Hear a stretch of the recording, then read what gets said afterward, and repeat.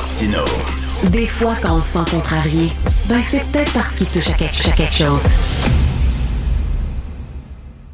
Nous parlons de cinéma avec mon ami cinéphile Joseph Facal. Salut Joseph. Bonjour Richard, comment vas-tu? Ben, écoute, très très bien parce que là, il y a la liste de candidatures, de mise en nomination des Oscars qui est sortie et je t'en parlais cette semaine. Je te disais que c'est parmi la liste des nominés, une des plus solides. La dernière fois, j'ai vu autant de bons films en nomination aux Oscars. C'était dans les années 70. Est-ce que, bon, tu as jeté un coup d'œil, toi, à la liste des nominations. Est-ce que tu es d'accord avec moi? Richard, 2 points. D'abord, évidemment, c'est une liste très, très, très impressionnante, bien que certains d'entre eux, franchement, je ne les ai pas encore vus pour des raisons que je t'expliquerai tantôt. Mais avant que j'oublie, tu as dit effectivement l'autre jour, ça me fait penser à la qualité des nominations des années 70. Puis tu m'as mis la puce à l'oreille. Alors, tu sais ce que j'ai fait de mon maudit? Je suis revenu en arrière. Écoute bien ça. 1976, dans la catégorie du meilleur film, il y avait, es-tu bien assis, Vol au-dessus de Nid de coucou, Dog Day Afternoon, Jaws, Nashville, puis Barry Lyndon. C'est-tu pas de la qualité, ça? 1976. C'est-tu pas de la qualité, ça? T'sais? Et ça, c'était quoi? C'était à l'époque où il y avait seulement 5 films. Maintenant, il y en a 10 films en nomination. Exactement. 1975. Le Parrain 2, Chinatown, The Conversation de Coppola, Lenny, puis Towering Inferno. Bon, blockbuster plus commercial. Hey, je ne savais pas que Towering Inferno, un film catastrophe, avait été en nomination. C'est le genre de film habituellement qui sont snobés par l'Académie. Ben oui. Maintenant, je veux te dire aussi autre chose. Mais excuse-moi, je fais une parenthèse. T'imagines que Coppola, cette année-là, avait 2 films en nomination. Le Parrain 2, qui est absolument magistral, et The Conversation, qui est un film formidable, qui avait gagné la Palme d'Or à Cannes, un film sur la paranoïa, etc. Le gars, il avait 2 films en nomination. Quel grand réalisateur. En même temps, tu sais, c'est drôle parce que quand tu m'as dit l'autre jour, « Hey, on va parler des films nommés aux Oscars », là, je me suis empressé de cocher lesquels j'avais vus puis lesquels je n'avais pas encore vus. Évidemment, comme la cérémonie a lieu le 10 mars, j'ai le temps de faire mon rattrapage, mais maintenant, tu as le droit de me tirer la pipe. Comme disent mes enfants, maintenant que tu habites en région, sais-tu que... Non, mais attends un peu. Tu sais que le film La zone d'intérêt sur le commandant Auschwitz, dans la région où j'habite, il arrive aujourd'hui. Il arrive aujourd'hui. Alors oui, alors vous évidemment, les Montréalais, qui êtes dans les hauteurs de la culture, recevez certains produits avant nous. Bon, attends, mais il faut bien qu'il y ait un avantage de rester dans cette dompe-là à ciel ouvert qui est Montréal. Et pendant que tu iras au cinéma me parler de merveilleux films que je n'ai pas encore vus, fais attention de ne pas te casser la gueule sur un trottoir montréalais mal déglacé. Cela dit, revenons à nos affaires. C'est une liste d'une très grande qualité avec, corrige-moi si je me trompe, c'est comme si l'Académie s'ouvrait davantage aux films non américains et peut-être que le triomphe de Parasite, le film coréen, il y a quelques années, a beaucoup contribué. Là, je n'ai pas fait le décompte, mais il y a un film français, là, Anatomie d'une chute. Il y a le film coréen là, sur les 2 petits amoureux qui se retrouvent via Facebook, ainsi de suite. Autrement dit, coudonc. Il y a un film allemand. La zone d'intérêt est un film allemand. Voilà. Les Américains comprennent qu'il n'y a pas que les États-Unis. Oui, mais là, il y a une affaire que je n'ai jamais compris. Parasite, qui est un film coréen, Bong Joon-ho, grand film, mais qui avait remporté meilleur film étranger et meilleur film. Les deux ensemble, selon moi, ça ne tient. C'était soit un film étranger ou t'es un film américain. Là, et bien entendu, à partir du moment où tu introduis des films étrangers dans la catégorie meilleur film, introduction à laquelle je suis favorable, il est évident que ça risque d'enlever un peu de prestige au film qui gagnera l'Oscar du meilleur film étranger si tu autorises aussi des films étrangers dans la catégorie meilleur film tout Ben court. oui. Cela dit, on verra bien. C'est le 10 mars. Il n'est pas interdit de penser qu'il pourrait y avoir des surprises. Est-ce que tu te rappelles l'année où Ordinary People avait battu Raging Bull? Ah, Eh ça, oui, ben oui. c'est fou raide, C'est un bon Est-ce que tu film, te mais rappelles? je m'excuse, Un bon Raging film, Bull, ben c'est oui, un ben chef-d'œuvre, oui, là. C'est ben oui. incroyable. C'est quand, Mais c'est les, quand, mais les c'est films quand, de c'est Scorsese ont souvent été boudés par l'Académie. Eh ben voilà. Je sais Alors pas mon pourquoi. film, Est-ce qu'ils sont trop adultes, des thèmes trop adultes, trop violents? Je sais pas, il y a quelque chose. Est-ce qu'il est trop New alors, York, alors, ce alors, gars-là? Je sais pas pourquoi. alors, alors, mon film favori en nomination de ceux que j'ai vus cette année, c'est Killers of the Flower Moon de Scorsese. C'est lui que j'aurais le goût de récompenser parce que pour moi, tu vois, qu'est-ce que tu veux? C'est ma déformation. Moi, je veux qu'un film ait un souffle épique. C'est pour ça, par exemple, que Past Lives, même si c'est un film magnifique, c'est un film juste cute. Mais effectivement, je suis certain que Killers of the Flower Moon ne gagnera pas parce que Scorsese est maintenant trop vieux, parce qu'il a trop gagné.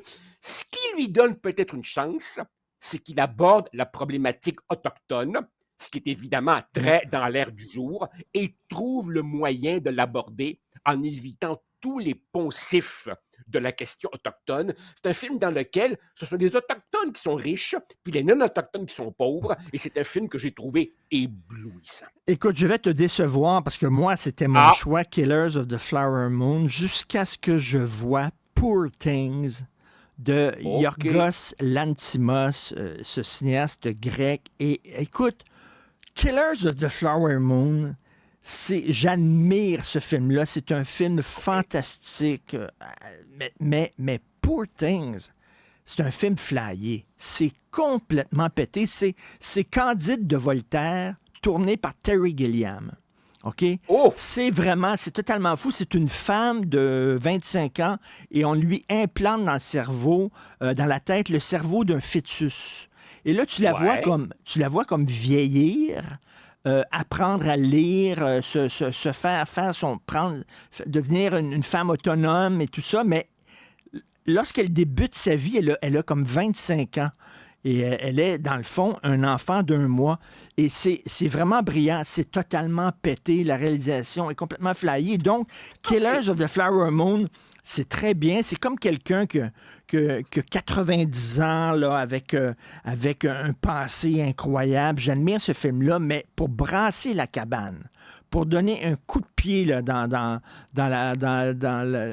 la poubelle, pour faire les choses différemment, c'est vraiment Poor Things. Et en plus, je te dirais, Ouais. comme quoi je suis franc, comme quoi je suis sincère, comme quoi je ne cache rien, OK? Même au risque de paraître mon oncle. Vas-y.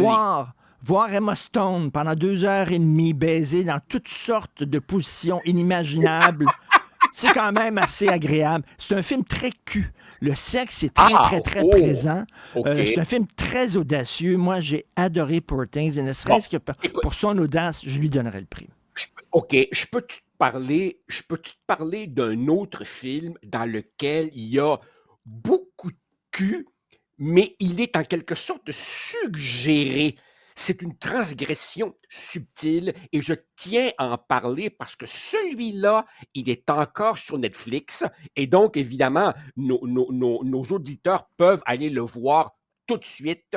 Richard, il gagnera probablement pas, mais j'ai été ébloui par Maestro de Bradley Cooper, Ah, c'est... l'histoire de Leonard Bernstein. Et je dis ébloui parce que, tu sais, honnêtement, là, les grands acteurs qui se lancent dans la réalisation, ça donne parfois de très bons résultats, comme Robert De Niro qui fait A Good Shepherd. Mais souvent, c'est, ouais. Et là, que cet acteur passe derrière la caméra et nous livre un film aussi totalement abouti.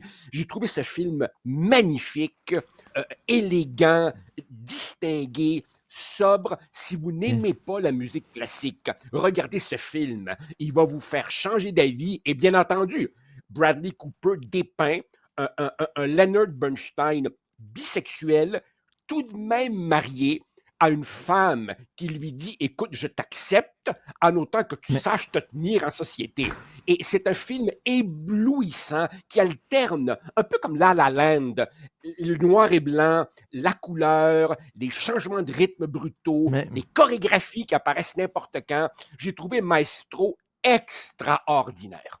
Tu sais que j'ai mon réveil matin qui sonne à 3 heures du matin.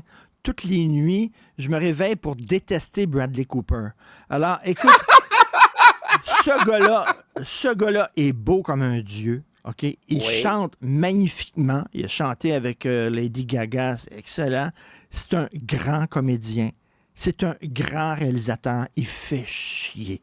Tu comprends-tu? Il y a trop de talent. Il y a trop de filles qui se sont penchées sur son berceau. Non, il est incroyable. C'est un très bon réalisateur. Là. Richard, t'as dit il y a un instant que tu ne cachais rien en personne. Alors, c'est très bien. Tu t'assumes. T'es jaloux du talent de Bradley Cooper et t'aimes regarder Emma Stone baiser dans toutes les positions. C'est correct, là, tu sais. Bon. Est-ce que... maintenant, les snobs, les films qui ont été snobés. Comment ça se fait que Leonardo DiCaprio n'a pas eu une nomination pour son rôle dans Killer of the Flower Moon?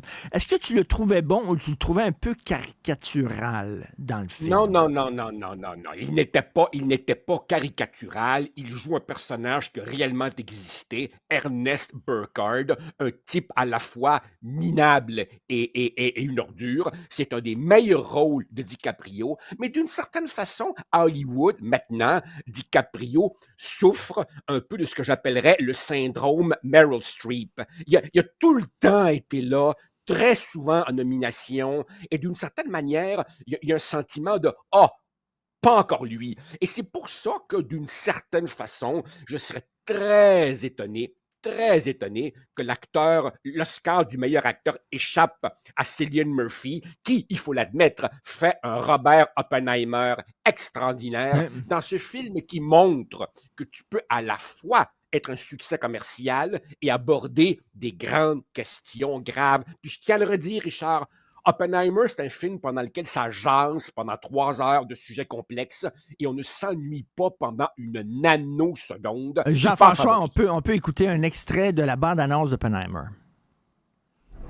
Build a town, build it fast. If we don't let scientists bring their families, we'll never get the best. Why would we go to the middle of nowhere for who knows how long? Why? How about because this is the most important thing to ever happen in the history of the world? Matt Damon, là-dedans, est extraordinaire. Mais pour ceux qui ne connaissent pas cette histoire-là, c'est absolument fascinant. On avait besoin d'une bombe pour finir la guerre. On a pris tous les savants des États-Unis, on les a sacrés dans le plein milieu du désert. On leur a reconstruit une ville pour eux autres en disant, là, maintenant, travaillez. On vous donne un chèque en blanc. Faites-moi une bombe, s'il vous plaît. T'imagines si on faisait ça pour régler les problèmes d'environnement, pour régler les problèmes d'énergie. Si on faisait ça aujourd'hui en disant, c'est une urgence, on prend toutes les plus grandes bols au monde, on les met dans le désert, on vous construit une ville et trouvez-nous une source d'énergie qui n'est pas polluante. Il finirait par la trouver. Il ferait Alors, regarde. ça. Oui, absolument. Si Oppenheimer ne gagne pas, ce serait probablement une des plus grosses surprises depuis que Shakespeare in Love avait battu Saving Private Ryan quelque part à la fin des années 90. Ah, ça, c'est épouvantable. Non, mais écoute, ça, c'est effrayant.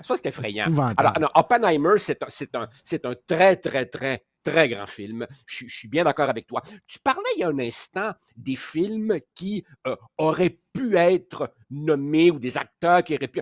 Je ne sais pas si tu te rappelles, Richard, je pense que c'est un film que tu m'avais dit que toi, tu l'avais vu à Paris. Moi, je l'ai vu ici. Le film, le thriller d'atmosphère espagnole, Asbestas, Les Bêtes, avec Denis Ménochet et sa femme, dont le nom m'échappe, le couple de Français un peu écolo qui arrivent en Galice, puis ils ne sont pas bien accueillis pantoute par les villageois du coin.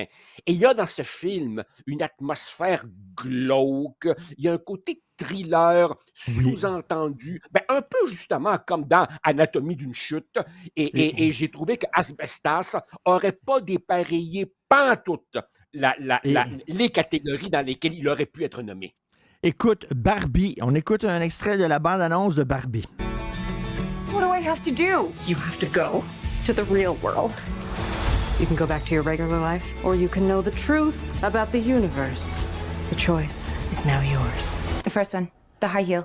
C'est You un have to film. want to know. C'est un film malin, tu sais. Elle a fait un film à partir de Barbie, qui est vraiment niaiseux, à partir d'une poupée, puis elle en a fait une fable, une métaphore très drôle sur le patriarcat. Elle n'est pas en nomination comme réalisatrice. C'est quand même elle qui a eu le flash. C'est quand même elle qui a créé ce monde-là, qui est un monde très sucré, rose, un peu à la Tim Burton. C'est un peu bizarre qu'elle ne soit pas en nomination quand même. Greta Gerwig. Écoute, je n'ai pas vu, ce film. Tu es la deuxième personne qui me dit avec insistance que je dois surmonter mes maudits préjugés et aller C'est le le fun, voir. c'est un film Maintenant, drôle.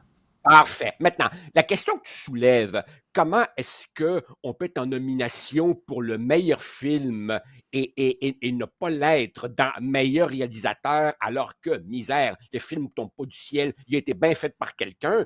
Ça, c'est les bizarreries d'Hollywood. Tu sais, comme un film dont tu te dis, waouh, quelle histoire extraordinaire, quel dialogue fabuleux, puis tu regardes la catégorie meilleur scénario, puis le gars n'est pas là. Tu sais, Mais oui, c'est- non, c'est- écoute, il faut c'est- rappeler que Citizen Kane n'avait pas gagné. Orson Welles a gagné aucun Oscar. Écoute, si tu peux voir Poor Things à un moment donné, Oui. si tu le vois, je pense qu'on va s'obstiner.